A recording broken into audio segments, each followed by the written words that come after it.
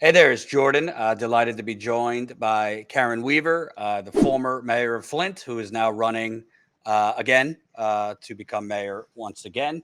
To me, obviously, the national media is ablaze in covering the midterm elections. But I think this is one hell of an important election that's not really getting much attention. That is the mayor's race in Flint. Sheldon Neely is the current mayor. He narrowly beat you, I think, by a Hmm. couple hundred votes in 2019. And you are running because the job is not done. The media has basically abandoned the story of the Flint water crisis, but in many ways, it still is very much a crisis. And you are running to basically kind of continue a lot of the things you were doing in office and maybe reverse some of the things the current mayor is doing. Let me start with uh, Mayor Neely. For people that have kind of checked in and out of Flint and what's going on, Mayor Neely's had now 4 years.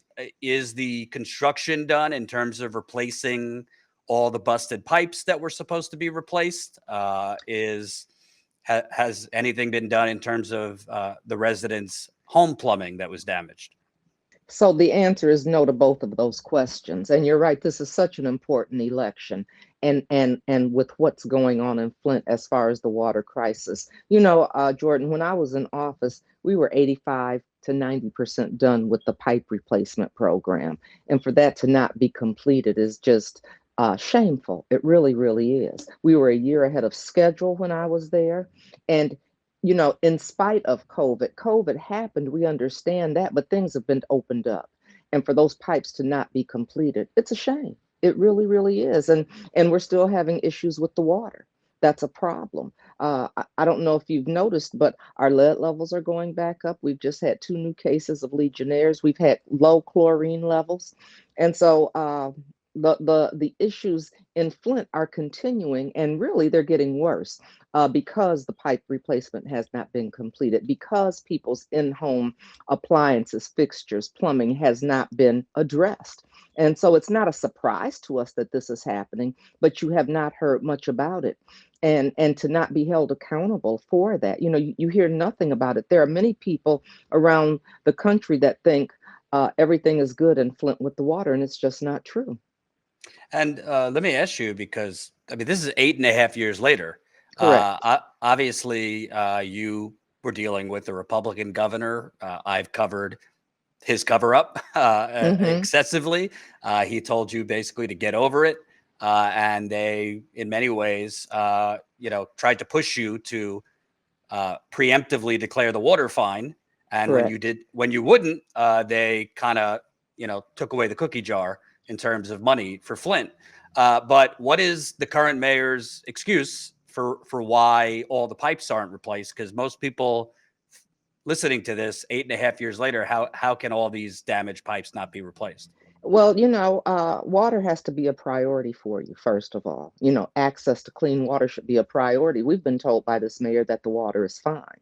And so when you're told that the water is fine, when you mislead the community like that, you're not trying to get the pipes changed. And now, the deadline was missed. The deadline was missed, what, 2 weeks ago? Maybe 3 weeks ago this Friday, but for the pipe replacement. And so NRDC has gotten back involved to see what is going on, because we have not heard a reason that this has not been completed. We were told, oh, it will be fine, the water's fine, and we're going to have the pipes done in time, and it just has not happened. And that's what people want to know. Why hasn't it happened? And who is holding anyone accountable for these things? Right. And can you kind of talk about Legionnaires, which is Hmm. the waterborne disease that killed, they say, 12 people? I think PBS actually reported years ago that it might have been over 100 people that Hmm. died of Legionnaires in Flint. It's commonly misdiagnosed as pneumonia. Right. That's not to mention how many people have died as a result of this water causing cancers and all sorts of Correct. things that, we can't draw a straight line to. But the fact that there's Legionnaires cases popping up now, Hmm. Legionnaires typically the hotter weather times you see an uptick in Legionnaires. That's pretty concerning for a city that they're telling you the water is safe. It's very concerning. It's very concerning, and and it's interesting because we're noticing this in a certain area of town. It's like, before we had these hot spots, and that was how we identified where we were going to get started with the pipe replacement program, where the priorities are. And so there's an area of town where we have hot spots, but as we continue to test in other areas, people are noticing that their lead levels have gone up. And so we want people to continue to test their water and continue to use the bottled and filtered water because it's a problem. And what are you hearing from residents? I know you've been knocking on Hmm. doors because anecdotally, I mean, I've been to Flint many, many times. I was just there less than a year ago. I was talking to residents who were showing me they were still getting rashes. I was talking to residents who were showing me hair still falling out. These weren't like showing me scars from years ago, like Right. active problems that they were receiving. Residents telling me the water still smelled. What feedback are you getting as you talk to voters? I'm getting similar feedback, exactly what you said. And what people really, what's really interesting and people have asked is, we're not being informed about it.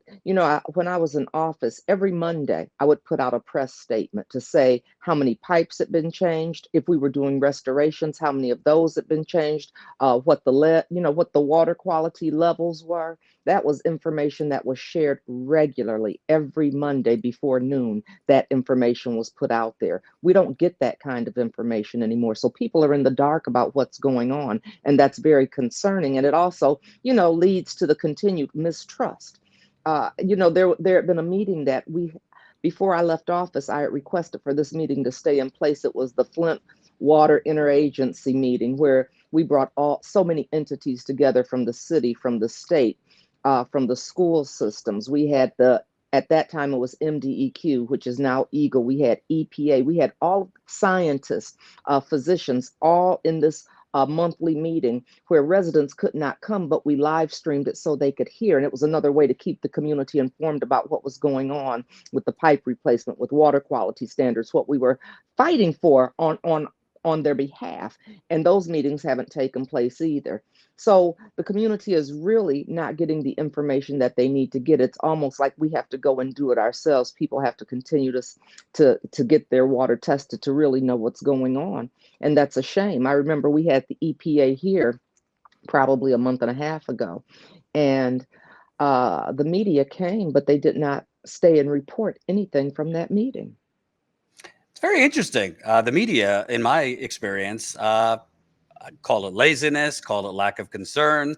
They seem to be in on the cover up, if you ask me. I mean, Mm-hmm. I've broken story after story based on top level sources, confidential documents. They don't pick it up. They don't want to Right. continue. Have It's they like been? everybody wants this water crisis to go away. Not everybody, but there's a certain group that want it to go away. And the residents are the ones still, trying to keep this information out there, letting people know Flint has not been taken care of. Mhm. Now, let me ask you to people in the city who say you didn't do enough, or you didn't fight the governor enough, or for whatever reason think maybe they don't support the current mayor, but we're critical of you. What if you were reelected? Do you plan on challenging the current Democratic governor who made Of several course. promises, Gretchen Whitmer?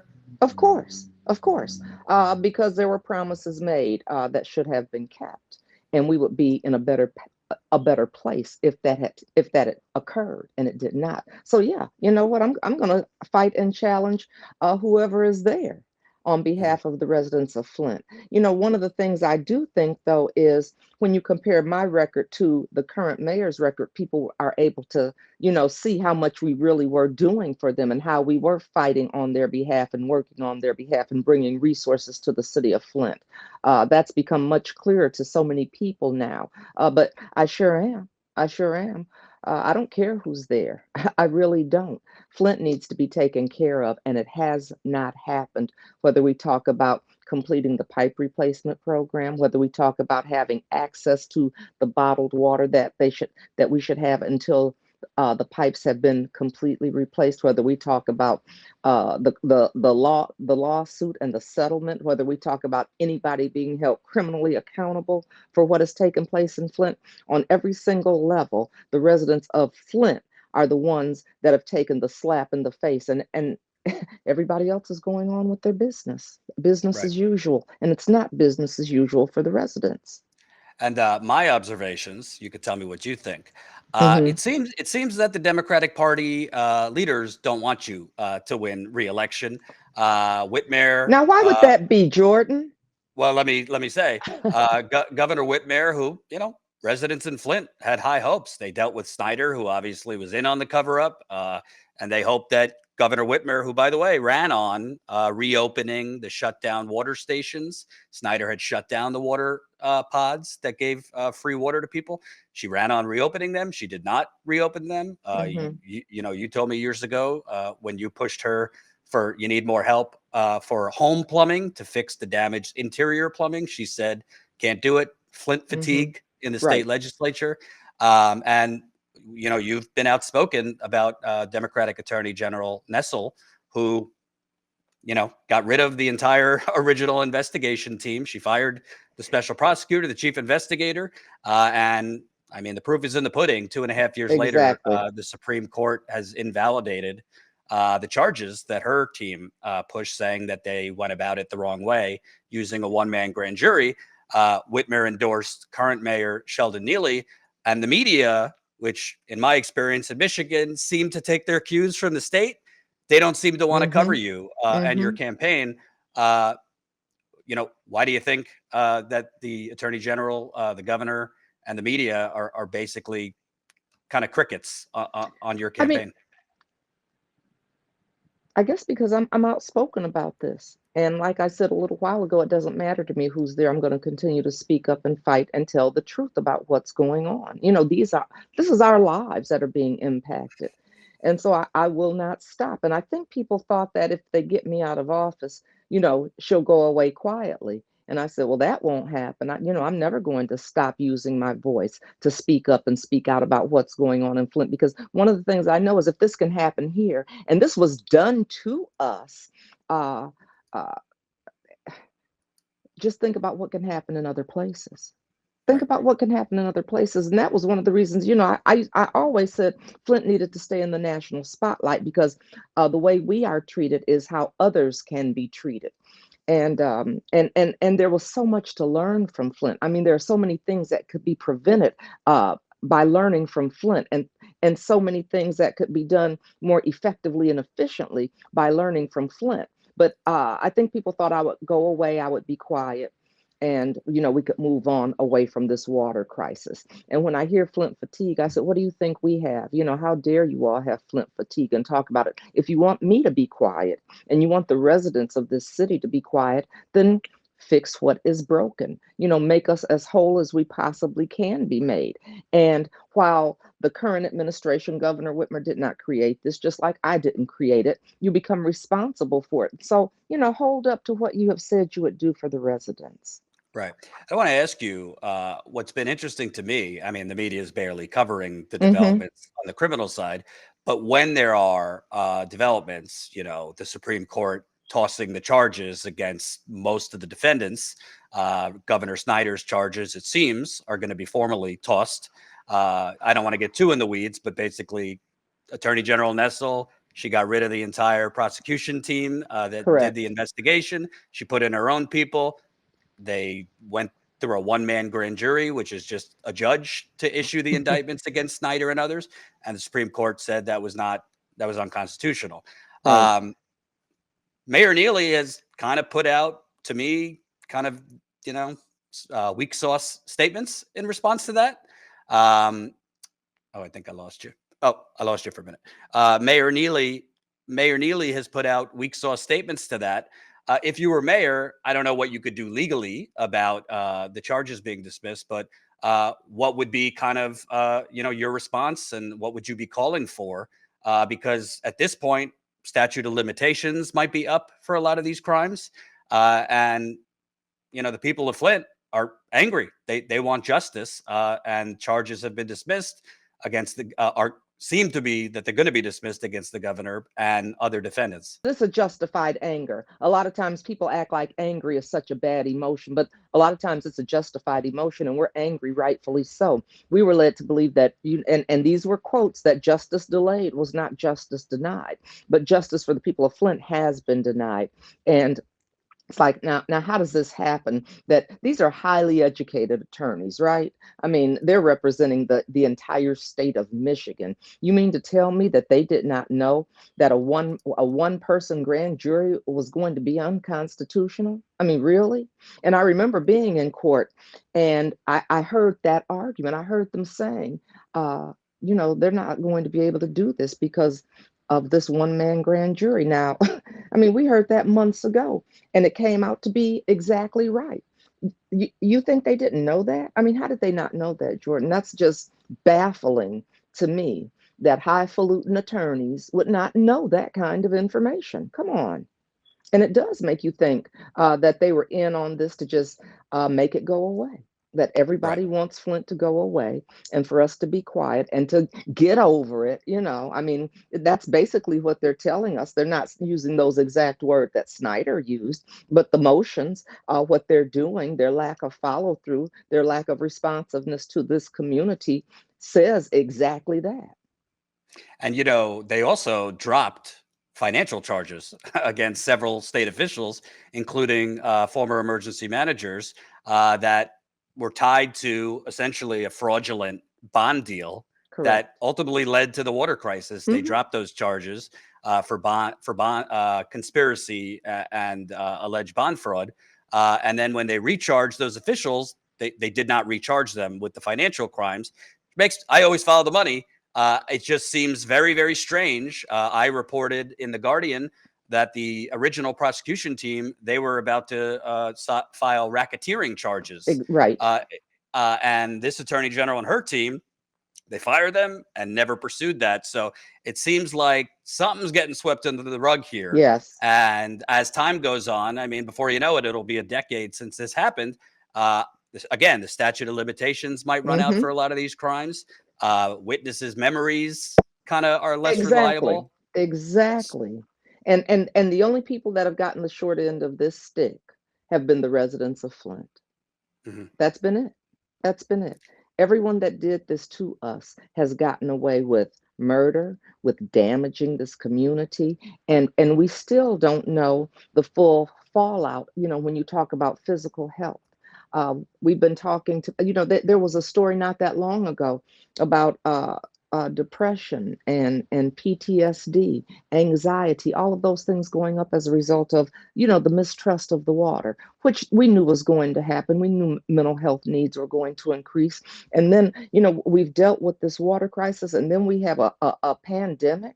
I mean, it just left us so vulnerable. And so to not be taken care of to the best of the government's ability it's a shame, and that should be a crime.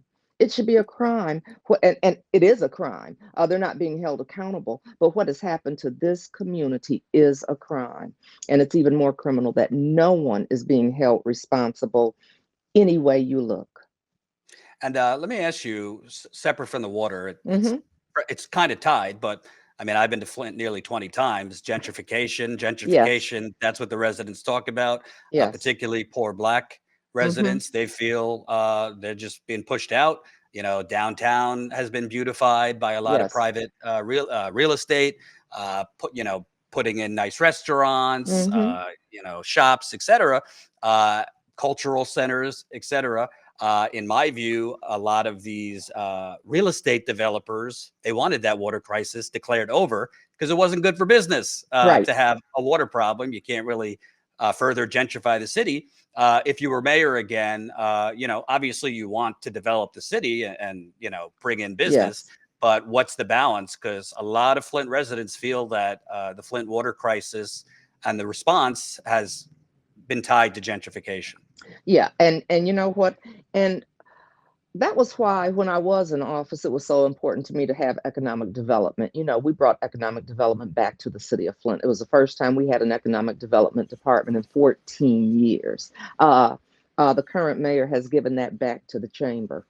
which makes no sense to me because we were very Flint focused. And when I talk about being Flint focused, it was on all of Flint, not just, downtown. And I always say that I know thriving, successful cities have a thriving downtown, but you have to look at the rest of the community. And one of the things we want to make sure, we were doing it then, and I will do it again, is that people from Flint, no matter where they reside, have access to economic opportunity. That's really, really important. And not only were those things going on the north side of Flint, but it's also the east side of Flint. We knew this was about race and about class, and then you can see it. I mean, it's just in your face. And so I think it's important to get economic development back.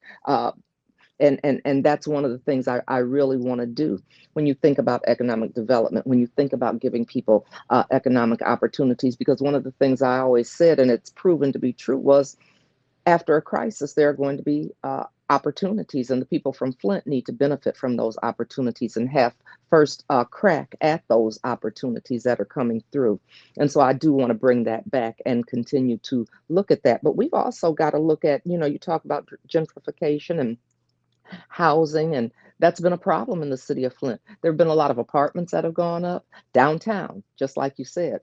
But when you look at what's going on in the neighborhoods, there's so much that needs to be torn down, and you don't see it happening. There are homes there that can be fixed, but we need to build some homes. We're trying to make stabilize this city and make it sustainable, and we can't do it without those kinds of things taking place. But it has to be fair, and people in all parts of Flint, north and east side especially, but we have areas on the south side that are truly in need. We have some areas on the west side that are truly in need, and we don't see those kinds of things happening.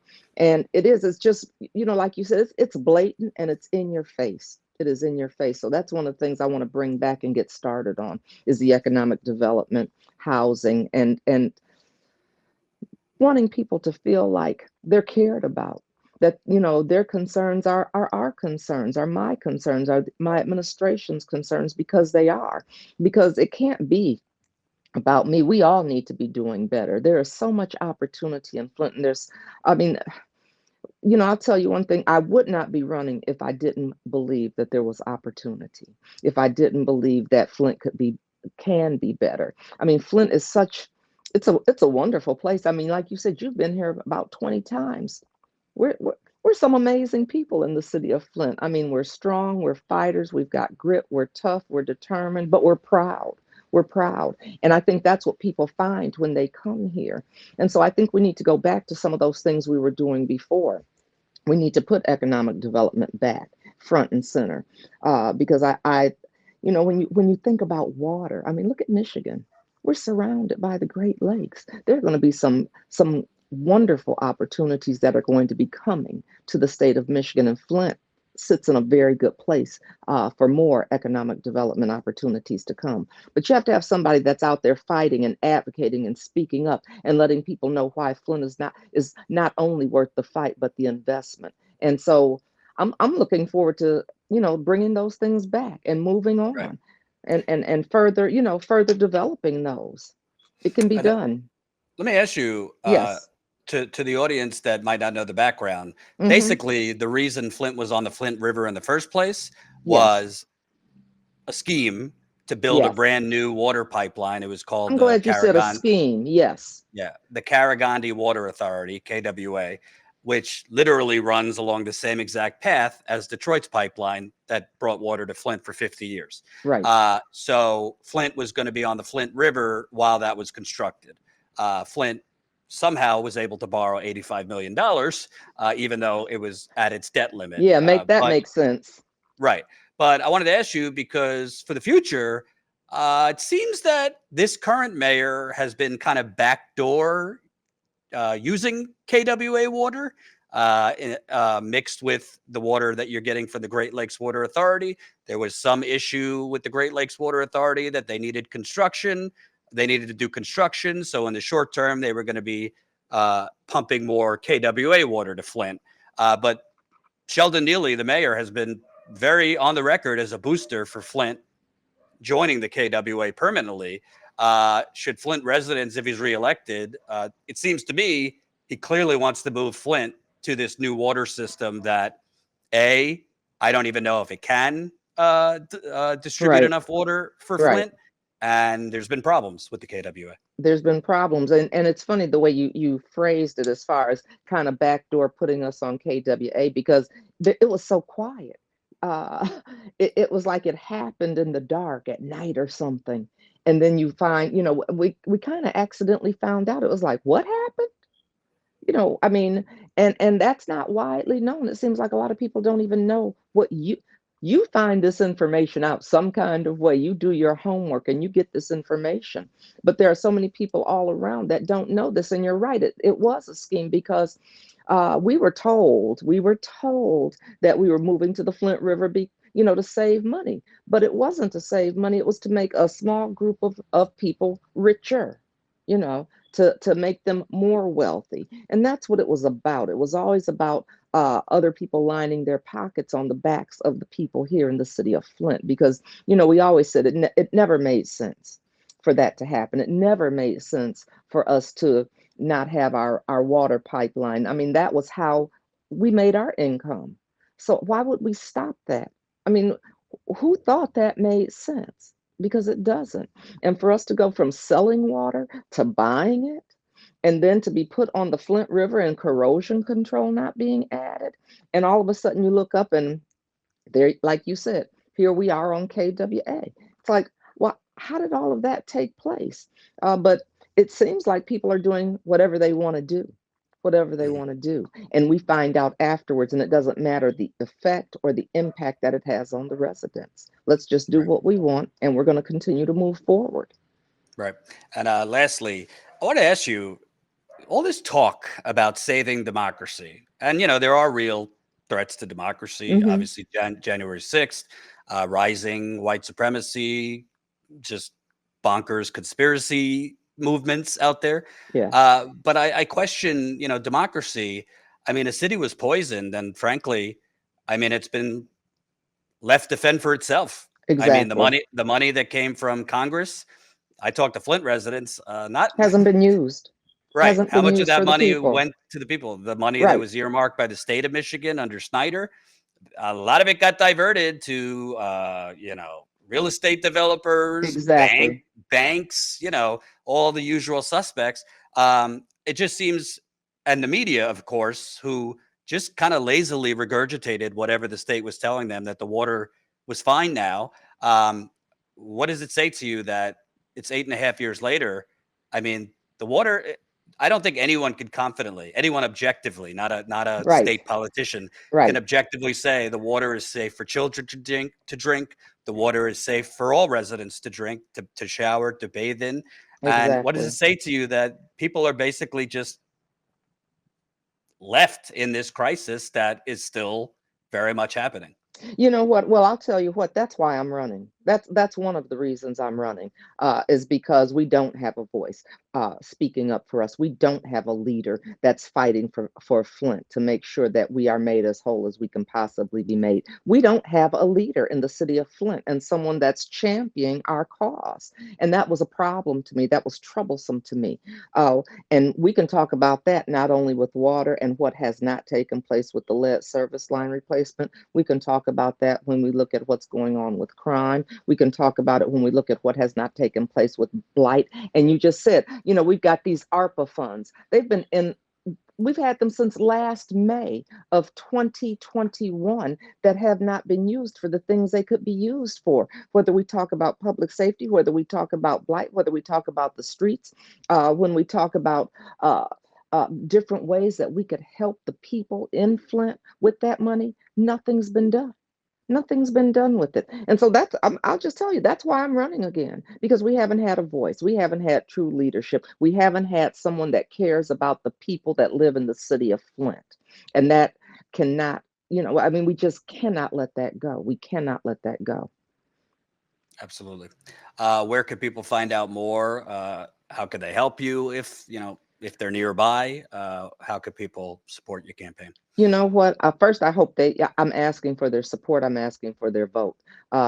We need to get out and vote, and we need to let our voices be heard. That what's going on in the city of Flint is not right, and we need a real leader. And one of the things I want people to know about me is I fought for them when I was in office, and I never stopped fighting for them even when I was out of office. So I think I've proven that I care about Flint.